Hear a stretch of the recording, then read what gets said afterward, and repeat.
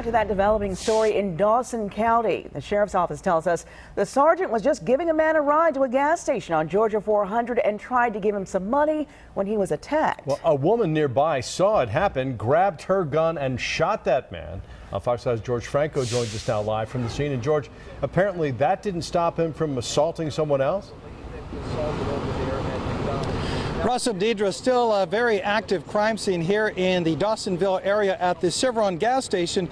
This involved this black car that you see here, and over to the left, the McDonald's restaurant, where there was also some activity. Let's go to the video, show you a little bit more of what we're talking about. According to the Dawson County Sheriff here, Jeff Johnson, a sergeant with the department, had given a courtesy ride to a homeless man to the Chevron to apparently get him some money.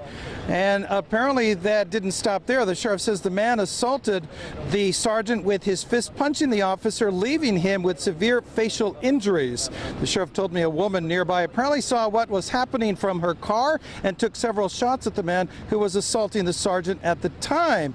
The sheriff also says the suspect was hit by gunfire from the woman's pistol, and we're told the wounded suspect then ran across the street to a McDonald's restaurant. The sheriff says that's where he assaulted a woman in the restaurant, however, adding that the man was overpowered by several people at the McDonald's who held him until deputies arrived to arrest him. The sheriff also says the investigation still ongoing as to whether or not the woman will face any charges. However,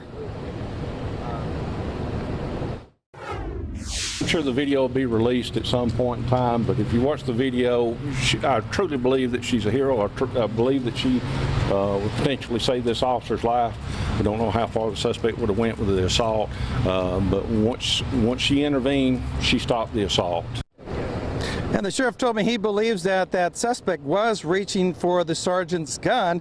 He also says the suspect, the woman, and the sergeant who was injured were all taken to the hospital where they're recovering with non-life-threatening injuries.